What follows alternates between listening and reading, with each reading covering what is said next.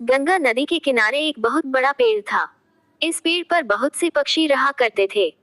एक दिन एक बूढ़ा गिद्ध वहां आया और पक्षियों से बोला कि क्या वह इस वृक्ष के खोल में रह सकता है। सभी पक्षियों ने बूढ़े गिद्ध की आयु को देखते हुए उसे वहां रहने की इजाजत दे दी।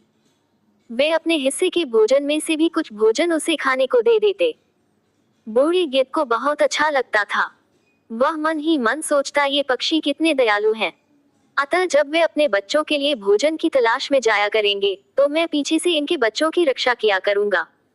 उस दिन के बाद से गिद्ध ने उनके बच्चों की रक्षा करनी शुरू कर दी। सभी मिलकर हंसी खुशी रहने लगे। एक दिन एक बिल्ली वहां से गुजरी।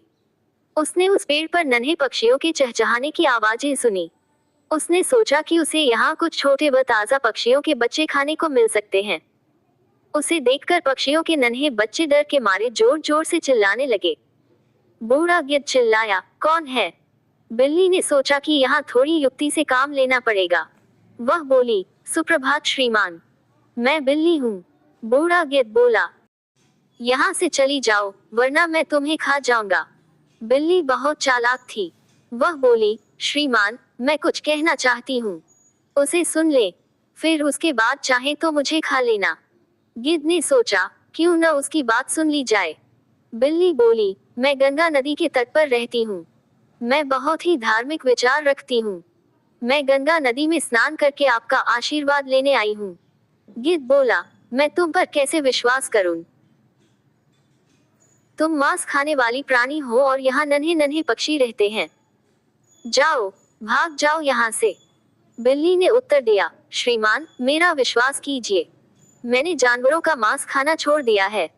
यहाँ गंगा नदी के किनारे चारों ओर हरियाली है और ढेर सारी हरी वनस्पति है। मैं केवल हरी सब्जियां और फल खाकर ही अपना पेट भरती हूँ। बूढ़ा गिद्ध उसकी बातों में आ गया। उसने उस पर दया खाकर वहां रहने की इजाजत दे दी। कुछ दिन तो सब कुछ सही सलामत चलता रहा, किंतु बिल्ली अपने ऊपर काबू नहीं रख सकी। अतः उसने प्रतिदिन एक के बाद एक करके नन्हे पक्षियों को खाना शुरू कर दिया। बूढ़े गिद्ध को इसका पता नहीं चला। बहुत जल्दी पक्षियों ने देखा कि उनके बच्चों की संख्या कम होती जा रही है। उन्हें चिंता सताने लगी तथा वे उन्हें यहाँ वहां ढूंढने लगे।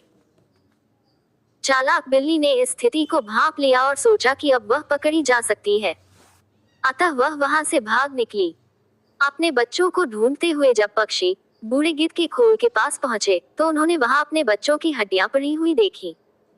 उन्होंने सोचा, इस बूढ़े गिद्ध ने ही हमारे बच्चों को मारा है। अतः वे गुस्से से भर गए और उन सब ने मिलकर बूढ़े गिद्ध को मार डाला। बेचारे मासूम गिद्ध को अनजान बिल्ली पर विश्वास करके अपने प्राणों से हाथ धोना पड़ा।